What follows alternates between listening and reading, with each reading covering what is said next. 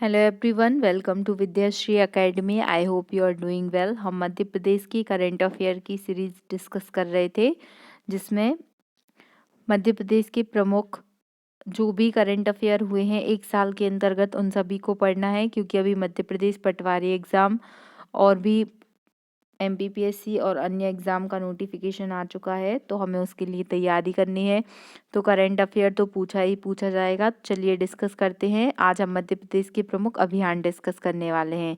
जो प्रमुख एक जैसे कमल पुष्प अभियान है, तो ये मोदी जी के आह्वान पर देश भर में कमल पुष्प अभियान की शुरुआत कब से की गई थी? तो 10 नवंबर से की गई थी।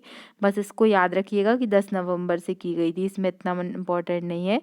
सेकंड है sickle cell anaemia, sickle cell mission. Sickle cell mission क्या है? ये बहुत ही महत्वपूर्ण है। मीन्स में भी ये क्वेश्चन आ सकता है कि जनजातीय वर्ग के सिकल सेल एनीमिया बीमारी से निजात दिलाने के लिए 15 नवंबर। अब 15 नवंबर का दिन ही क्यों चुना गया? क्योंकि 15 नवंबर को आप जानते हैं कि बिरसा मुंडा जी की जयंती रहती है, तो जिसे क्या मनाते हैं हम? जनजातीय गौरव दिवस के रूप में मनाया जाता है। तो 15 नवंबर के दिन सिकल सेल मिशन का प्रारंभ किया गया। चूंकि इनका संबंध जनजाति वर्ग से था, इसलिए जनजाति वर्ग के लिए प्रोग्राम शुरू हुआ है। इस मिशन की शुरुआत किसने की थी? तो प्रधानमंत्री मोदी जी ने की थी। मिशन में क्या होगा कि निःशुल्क उपचार दिया जाएगा जो भी मरीज होंगे, और इनको 22 जिलों के 89 ब्लॉक में इस बीमारी से मध्य प्रदेश में क्या है, प्रभावित हैं।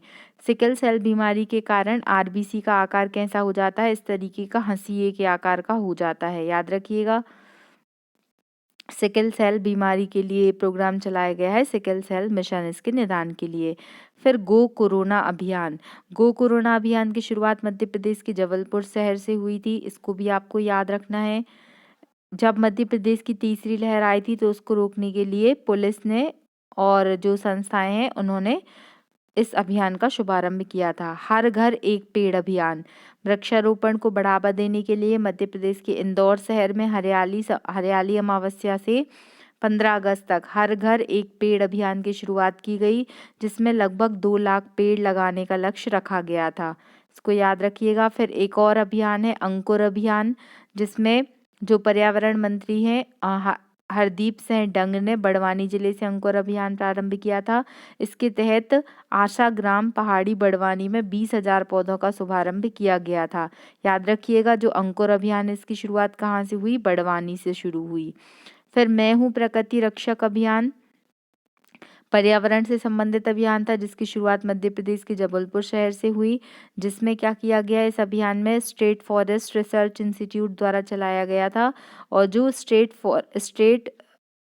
फॉरेस्ट रिसर्च इंस्टीट्यूट है, इसकी स्थापना कब की गई थी? 1963 में की गई थी। याद रखिएगा। मैं भी प्रगति, क्या नाम है इस अभियान का? मैं हूँ प्रकृति रक्षक, पर्यावरण संरक्षण के लिए है। नेक्स्ट जो है कार्यक्रम वो है विद्यादान महादान। ये 7 से 14 अगस्त 2021 में चलाया गया था। विद्यादान महादान शिक्षा को बढ़ावा देने के लिए था। फिर 2021 में 11 अगस्त 2021 को बाल शिक्षा वृत्ति अभियान चलाया गया, जिसमें जो बालक हैं जो भीख मांगते हैं या भिक्षा वृत्ति करते हैं, तो उनको ये जो उनकी भीख मांगने वाली आदत है उससे मुक्ति दिलाने के लिए अभियान चलाया गया था। आपके घर अभियान, ये 16 अगस्त से शुरुआत हुई। इसकी छिंदवाड़ा सहित प्रदेश में अनेक स्थानों पर ये शुरू हुआ, जिसमें क्या किया जाएगा कि नगरीय क्षेत्र और ग्रामीण क्षेत्र के लोगों को जनपद कलेक्ट्रेट, निगम पंचायत के चक्कर नहीं लगाने पड़ेंगे। आप जो भी सर्टिफिकेट लेना चाहते हैं या कुछ दवाइयाँ लेना चाहते हैं, तो आपके घर तक आपको वो सेवा मुहैया कराई जाएगी आपके घर अभियान के तहत। काफ़ी अच्छा अभियान था। फिर घुमंतू समुदाय वांछित परंपराएं, ये क्या है? तो घुमंतू समुदाय वांछित परंपराएं विषय पर आयोजित किया गया एक वेबिनार था, जिसमें जो घुमक्कड़ जनजातियां हैं जो एक स्थान पर नहीं रहती, पूरे में घूमती रहती हैं, उनके लिए जागरूकता से संबंधित था। जिसमें मुख्य अतिथि के रूप में कौन आई थी? श्रीमती तीजनबाई और भूरीबाई, जो एक कलाकार है और आदिवासी क्षेत्र से बिलोंग करती हैं, तो इनका नाम याद रखिएगा। फिर एक अभियान हुआ था 2021 में खादी शो अभियान, जिसमें मध्य प्रदेश ग्रामीण बोर्ड के द्वारा जो खादी है उसको बढ़ावा देने के लिए, जागरूकता लाने के लिए किया गया था।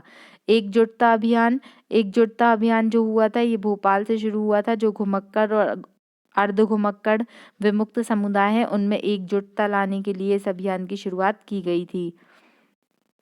फिर ई वित्त प्रवाह कार्यशाला, तो आप नाम से समझ में आ रहा है कि ये इलेक्ट्रॉनिक फाइनेंस का बढ़ावा देने के लिए था।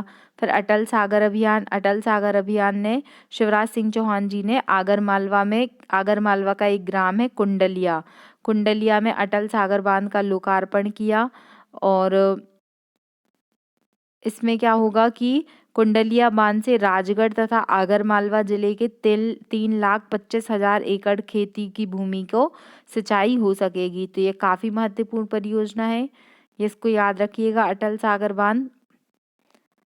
इसके अतिरिक्त शिक्षा के क्षेत्र में क्या क्या हुआ है, तो शिक्षा के क्षेत्र में जैसे 4 अप्रैल 2022 को जो धर्म नगरी या महाकाल नगरी है उज्जैन में विक्रम यूनिवर्सिटी में भारत अध्ययन और शोध केंद्र स्थापित होने जा रहा है।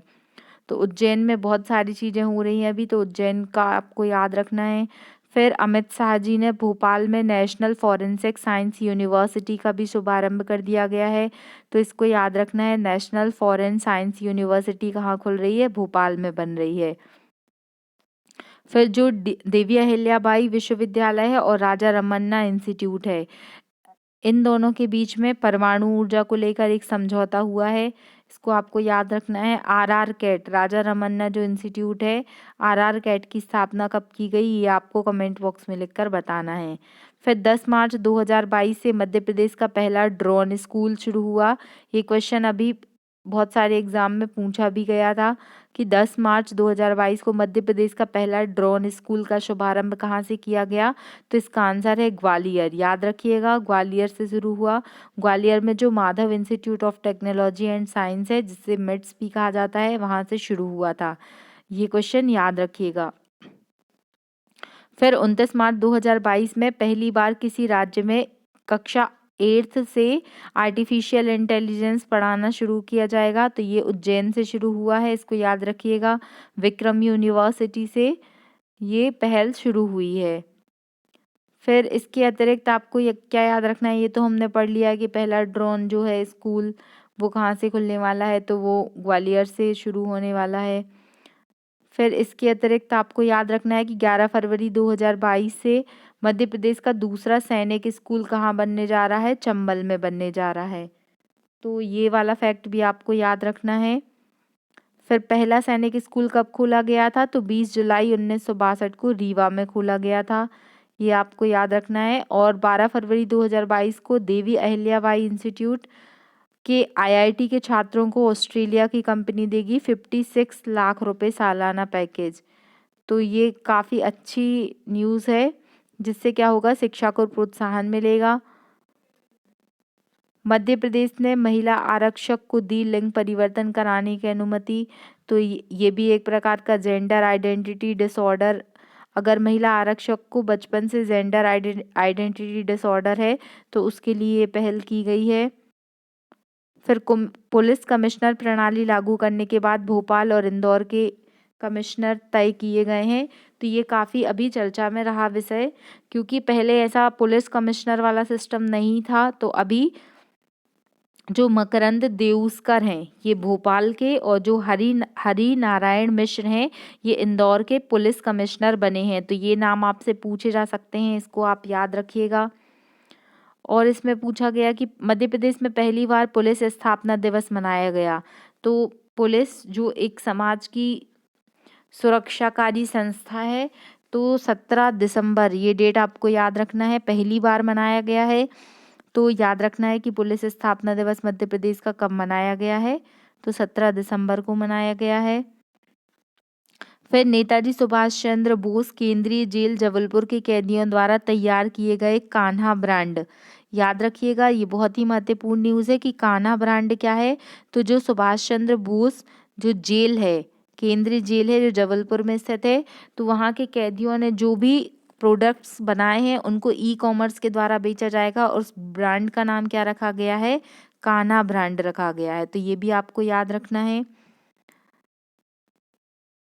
फिर इसके अतिरिक्त और क्या जो महत्वपूर्ण न्यूज़ है जो पूछी जा सकती है, हम सारी नहीं लेकिन जो महत्वपूर्ण है उनको सिर्फ डिस्कस कर रहे हैं।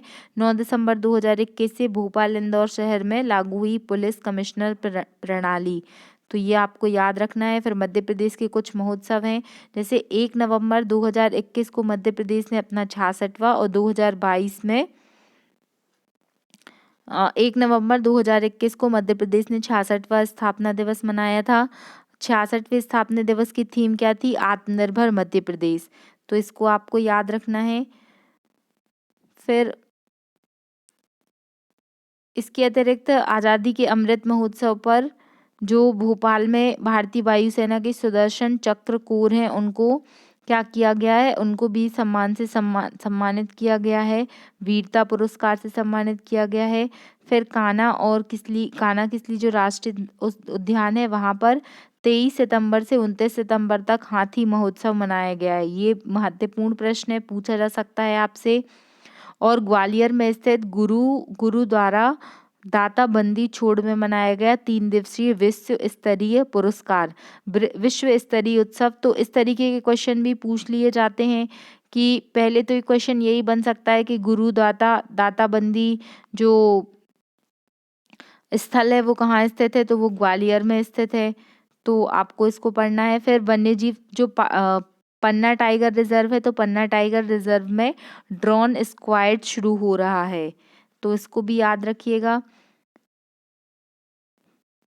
फिर जो नए अभ्यारण्य बने हैं अभी तक देखिए आपको सारे नेशनल पार्क और अभ्यारण्य डेफिनेटली याद होंगे मध्य प्रदेश के, लेकिन अभी चूंकि ये नए अभ्यारण्य बनने की घोषणा हुई है, 11 नए अभ्यारण्य प्रस्तावित हैं, बने तो नहीं है लेकिन फिर भी आपसे क्वेश्चन पूछा जा सकता है, याद कर लीजिए इसको। डॉक्टर भीमराव अंबेडकर अभ्यारण्य कहाँ पर बनेगा? सागर में। महात्मा गांधी अभ्यारण्य बुरहानपुर में। तो याद रखिएगा कि महात्मा गांधी जी जहाँ पर भी कुछ भी काम करते थे तो वहाँ पर बुरे लोगों की हार हो जाती थी, तो बुरहानपुर में कौन सा अभ्यारण्य है? महात्मा गांधी अभ्यारण्य है। फिर श्योपुर, तो माधव राव सिंधिया का संबंध तो श्योपुर से था, तो श्योपुर में याद रहेगा। फिर इंदौर में देवी अहिल्याबाई अभ्यारण्य बनेगा, सरदार पटेल अभ्यारण्य सीहोर में बनेगा। तो सरदार पटेल जी भी सबको हरा देते थे, सी को भी हरा देते थे, अगर कोई समुद्र के समान विशाल लक्ष्य को लेकर खड़ा है तो उसको भी हरा देते थे। ऐसे याद कर लीजिए वो कौन थे? सरदार पटेल जी थे, तो सीहोर में बनेगा सरदार पटेल अभ्यारण्य। इंदिरा गांधी अभ्यारण्य कहाँ बनेगा? नरसिंहपुर में बनेगा, नरसिंहपुर जो है। फिर जमुना देवी धारी, तो इनका संबंध तो धार से है, तो जमुना देवी अभ्यारण्य धार में बनेगा। हरदा में डॉक्टर राजेंद्र प्रसाद अभ्यारण्य का निर्माण होना है, याद रखिएगा हरदा। फिर राघोगढ़ जो अभ्यारण्य है वो गुना में बनेगा। और ओमकारेश्वर अभ्यारण्य कहाँ पर बनेगा? खंडवा में बनेगा। तो ये सारे अभ्यारण्य चूंकि ये अभी प्रस्तावित हैं तो आपसे करेंट के जो क्वेश्चन पूछे जाएंगे उसमें ये पूछा जा सकता है आपसे। फिर माधव राष्ट्रीय उद्यान कूनो और रणथंभौर, इनको तीनों को मिला के जो पार्क बनाया जाएगा तो उसमें पर्यटन क्या बनाया जाएगा? पर्यटन सर्किट का विकास किया जाएगा। तो जो माधो टाइगर रिजर्व है वो तो राजस्थान में स्थित है, और रणथंभौर टाइगर रिजर्व जो है तो Madhopur tiger reserve, Ranthambore tiger reserve को शिवपुरी केंद्र में स्थित जो चंद्रपाल जो अभ्यारण्य है तो इन तीनों को कनेक्ट करके पर्यटन सर्किट का निर्माण किया जाएगा। फिर सोनचिरैया अभ्यारण्य के 1 हेक्टेयर में हैबिटेट बनाया जाएगा, याद रखिएगा इसको भी। सोनचिरैया अभ्यारण्य कहाँ पर स्थित है? तो ये शिवपुरी में स्थित है। फिर जो बालाघाट का जो चिन्नौर चावल है तो उसको जीआई टैग मिल गया है, इसको भी याद रखना है आपको। पहले दावा बहुत पहले से किया गया था 2019 में, लेकिन फाइनली जीआई टैग मिल चुका है। जीआई टैग का जो एक्ट था ये कब आया था? 1999 में आया था, लेकिन जो लागू हुआ था तो वो 2003 से लागू हुआ था, तो आप इसको याद रखिएगा। जो पहला जीआई टैग किसी प्रोडक्ट को मिला था तो वो दार्जिलिंग की चाय थी 2004 में। 2003 में एक्ट आया और 2004 में जो दार्जिलिंग की चाय है उसको क्या मिल गया था? जीआई टैग मिल गया था। फिर ये चिन्नौर चावल क्या है? तो 2019 में बालाघाट के कृषि विभाग ने क्या किया था? जीआई टैग के लिए दावा किया था। फिर चिन्नौर चावल को एक जिला एक उत्पाद के तहत भी शामिल किया गया है। ये चिन्नौर का चावल बहुत ही उन्नत किस्म का होता है, एक अलग ही महक होती है, अलग ही क्वालिटी होती है, तो इसको आपको याद रखना है, ये मेंस में भी पूछा जा सकता है। फिर कुछ और देखिए, जो मध्य प्रदेश में वैक्सीनेशन से रिलेटेड की 8 अप्रैल 2022 को मेडिकल नॉलेज शेयरिंग मिशन की शुरुआत हुई थी, इसको याद रखना है आपको। फिर ये इतने महत्वपूर्ण पॉइंट नहीं है, ऐसे तो फिर एक एक पॉइंट को हम डिस्कस करेंगे तो काफ़ी बड़ा हो जाएगा और इतना सारा हमें याद भी नहीं होगा, तो केवल जो महत्वपूर्ण पॉइंट है हमें उन्हीं को याद करना है और उन्हीं को डिस्कस करना है। और बाकी पीडीएफ में तो आपको सब कुछ मिल ही जाएगा, तो आप वहाँ से भी पढ़ सकते हैं। लेकिन कुछ और टॉपिक है, जैसे 7 अप्रैल 2022 में कान्हा में बनेगा कल्चरल हब। तो कान्हा किस लिए राष्ट्रीय उद्यान, तो वैसे भी बहुत फेमस है, तो कल्चरल हब बनने जा रहा है वहाँ पर, जिससे क्या होगा, संस्कृति को हमारे बढ़ावा मिलेगा और टूरिज्म भी डेवलप होगा। भोपाल देश का पहला ऐसा शहर बनेगा जो यूएन हैबिटेट के तहत सस्टेनेबल डेवलपमेंट ग्रोथ के लिए सशक्त एक्शन प्लान बनाएगा। तो याद रखिएगा, ये भी सस्टेनेबल डेवलपमेंट गोल से रिलेटेड है, तो हो सकता है आपसे पूछ लिया जाए।